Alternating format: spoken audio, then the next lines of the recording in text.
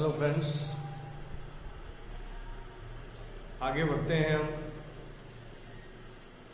हमारा अगला टॉपिक है संगुणित कोलाइड। और संगुणित कोलाइड में मैंने आपको बताया कि जब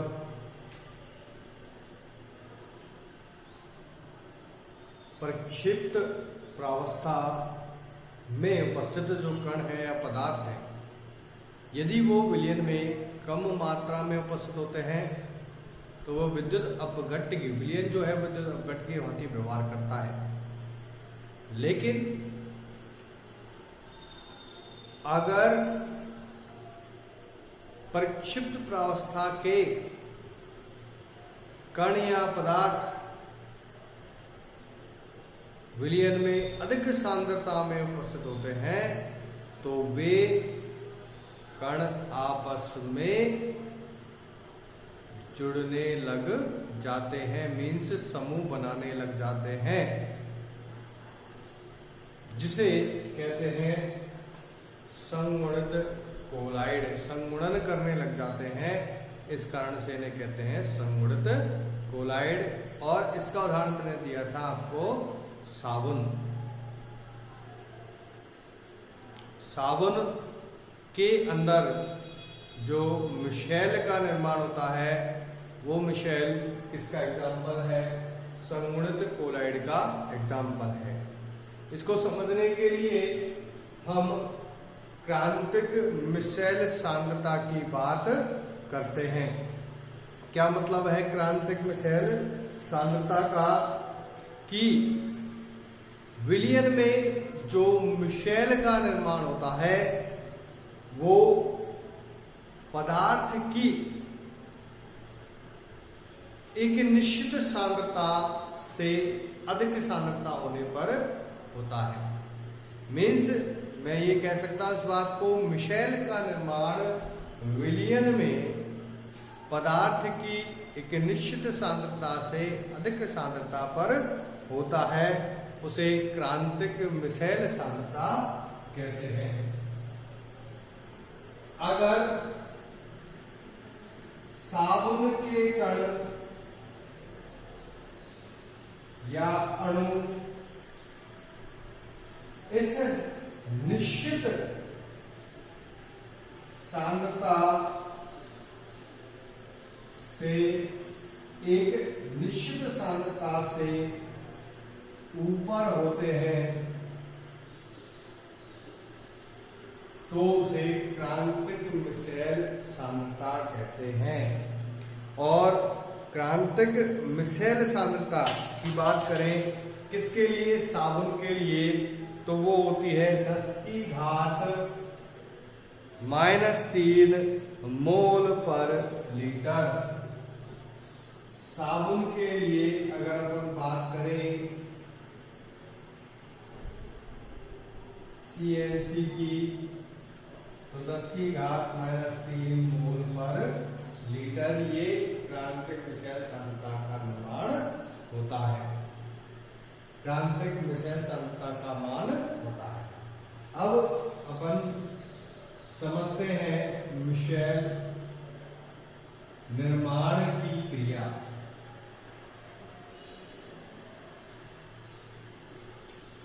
मिशेल का जो निर्माण होता है वो किस प्रकार से होता है? तो अपन बात करें साबुन। साबुन क्या होते हैं? लंबी हाइड्रोकार्बन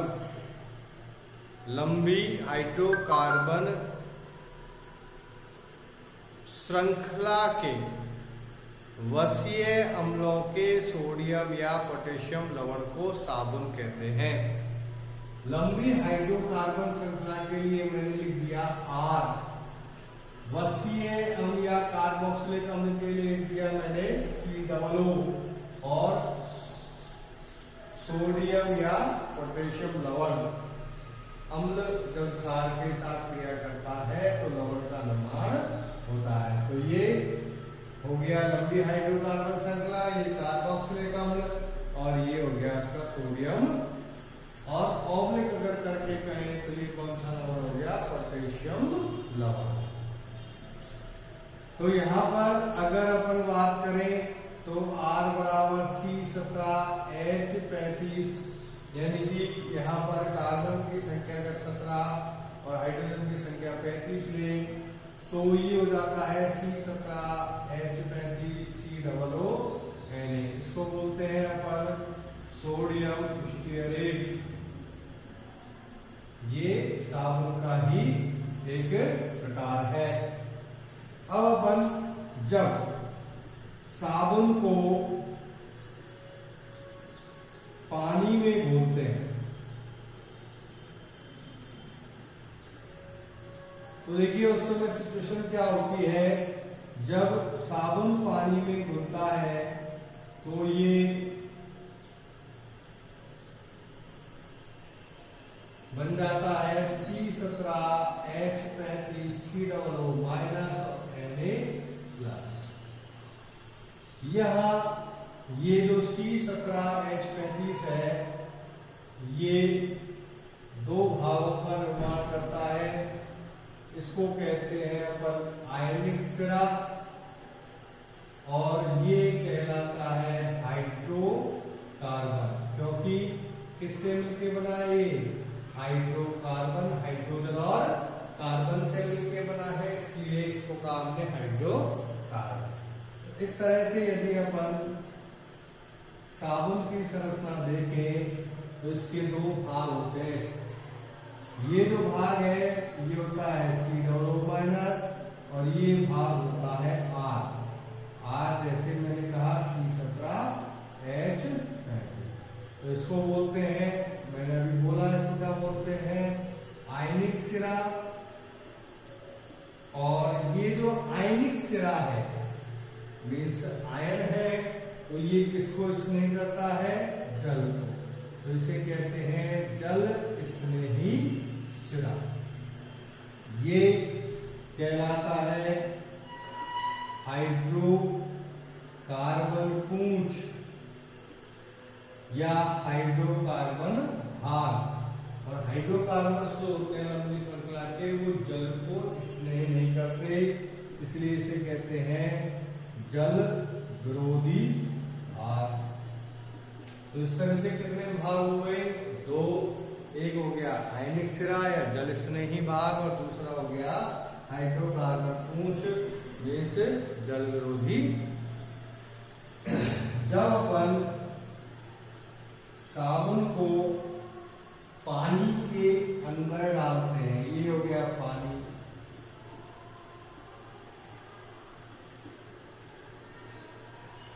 और पानी में हमने ये साबुन के कणों को डाल दिया,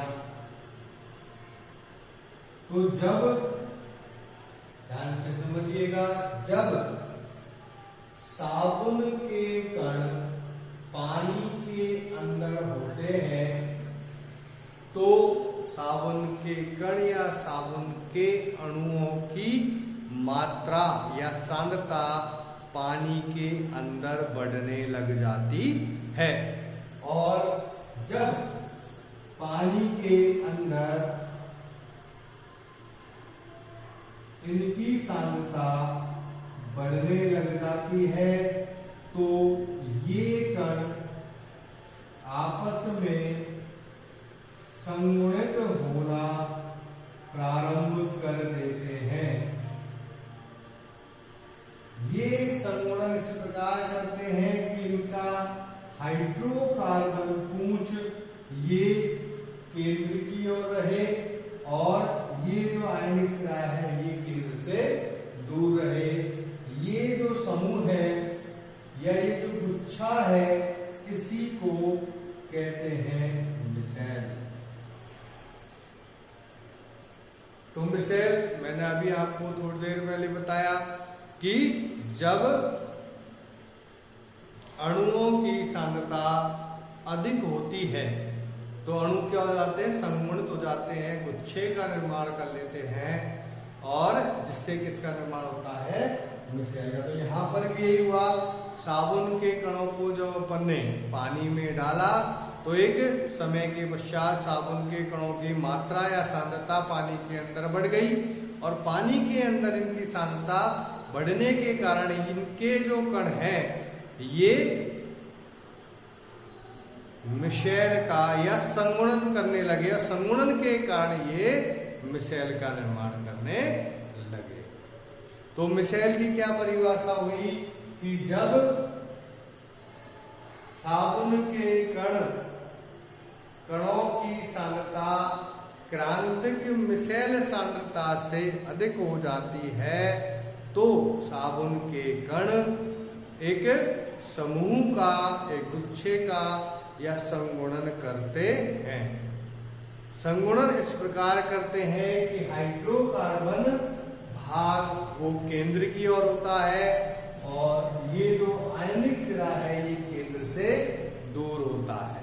इस संगुणन या इस समूह या इस गुच्छे को मिशेल कहते हैं।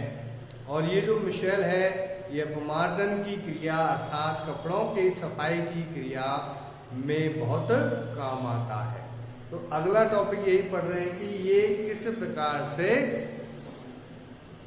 कपड़ों को साफ करता है या अपमार्जन की क्रिया करता है। तो इसे कहते हैं मिशेलीकरण की क्रियाविधि। तो मिशेलीकरण की क्रियाविधि या अपन इसे कहें दूसरी भाषा में अपमार्जन की क्रियाविधि। तो देखिए मिशेलीकरण या अपमार्जन की क्रियाविधि में क्या है कि आपने ये कपड़ा लिया और इस कपड़े के ऊपर ये गंदगी उपस्थित है।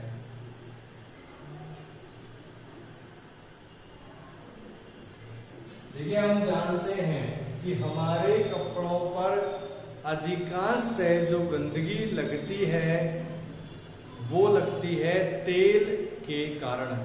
तेल के कारण ही धूल मिट्टी आदि के कण उस तेल पर चिपक जाते हैं और चिपकने से ही कपड़ा गंदा हो जाता है। तो हम ये कह सकते हैं इस बात को कि अधिकांश जो मैल होते हैं, अधिकांश जो गंदगी होती है वो कैसी होती है, तेलीय होती है। तो मैंने यहाँ एक कपड़ा लिया है, इस कपड़े के ऊपर ये एक तेलीय गंदगी है। अब सबसे पहले जब अपन अपमार्जन की क्रिया करते हैं, मीन्स कपड़े की सफाई करते हैं, तो सबसे पहले इस कपड़े को अपन पानी में डालते हैं। पानी में डालने के बाद हम साबुन से इस कपड़े को रगड़ते हैं। तो अब चलिए अपन किस पर आ जाते हैं, साबुन। तो जब हमने साबुन ले लिया और साबुन से हम इस कपड़े को रगड़ना प्रारंभ करते हैं। तो जब हम साबुन से इस कपड़े को रगड़ना प्रारंभ करते हैं तो साबुन के जो कण हैं वो इस प्रकार से इस मैल को चारों तरफ घेर लेते हैं। क्यों घेर लेते हैं, ये मैंने आपको अभी बताया कि साबुन जो है उसके कणों के कितने भाग होते हैं, 2 भाग होते हैं। एक आयनिक सिरा मीन्स जल को स्नेही करने वाला सिरा होता है और एक होता है हाइड्रोकार्बन सिरा यानी कि जल से दूर भागने वाला सिरा होता है। और जो सिरा जल विरोधी होता है वो ही तेल से स्नेह करता है। तो तेल से स्नेह करता है। हमारी गंदगी कैसी है, हमारी गंदगी है तेलीय। तो तेल को तेल क्या करेगा, स्नेह करेगा। तो इसीलिए साबुन का या साबुन के अणु जब इस मैल के चारों ओर एकत्रित होते हैं तो ये जो हाइड्रोकार्बन सिरा होता है ये किस ओर होता है, ये तेल की ओर होता है। ये हाइड्रोकार्बन सिरा तेल की ओर होता है तथा आयनिक सिरा तेल से या तेलीय गंदगी से दूर होता है। जब हम कपड़े को और रगड़ते हैं तो ये जो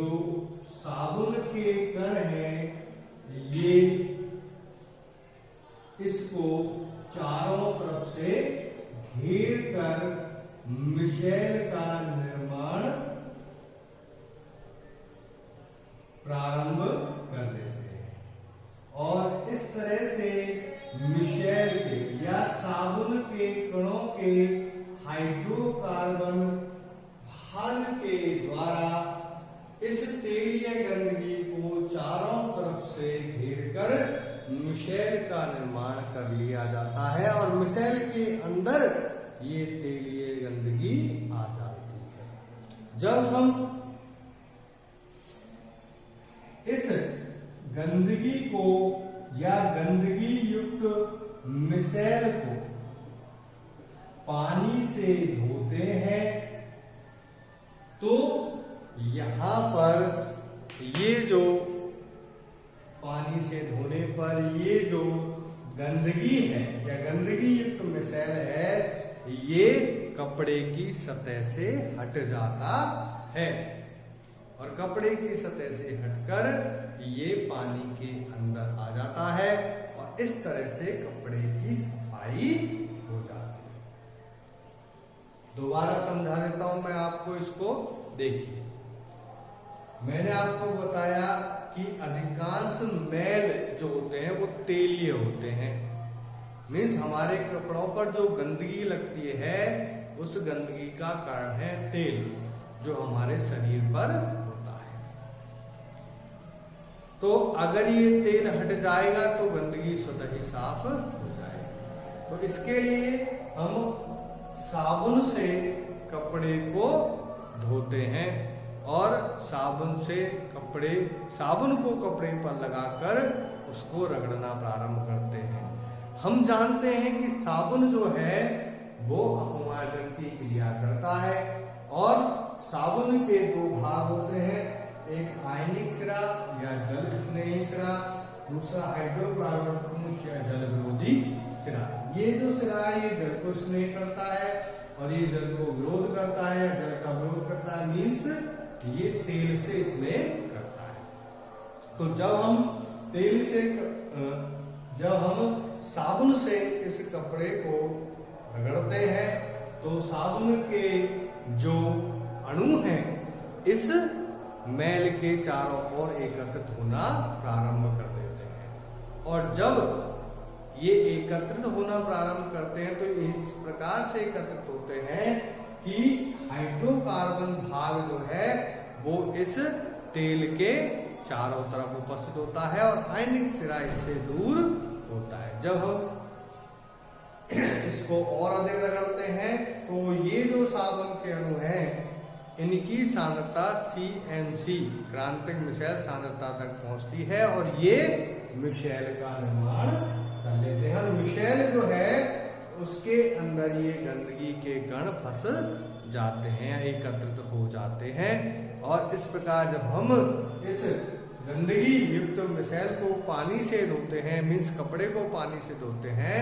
तो ये मिशेल इस गंदगी को लेकर कपड़े से बाहर निकल जाता है। इस तरह से साबुन के द्वारा अपमार्जन की क्रिया होती है या ये मिशेलीकरण की क्रिया विधि होती है। ये मैंने आपको समझाए कोलोइड का वर्गीकरण। कोलोइड के वर्गीकरण में ये हमारा लास्ट एग्जाम्पल था संगुणित कोलोइड के संदर्भ में साबुन की। साबुन किस तरह से संगुणित होकर या साबुन के अणु किस प्रकार से संगुणित होकर अपमार्जन की क्रिया करते हैं। अगला जो टॉपिक है वो है हमारा कोलाइडी विलयन बनाने की विधि। किस प्रकार से हम कोलाइडी विलयनों का निर्माण करते हैं। तो हम जानते हैं कि दो प्रकार के कण होते हैं, एक होता है द्रव स्नेही कोलाइड और एक होता है द्रव विरोधी कोलाइड। अभी हमने कुछ समय पहले परिभाषा पढ़ी थी कि द्रव स्नेही कोलाइड क्या होता है, जिसमें परिच्छिद प्रावस्था प्रक्षेपण माध्यम के कणों के मध्य बंधुता या आकर्षण होता है। तो एक बार जब कोलाइड बन गया तो उसको हटाना आसान नहीं होता।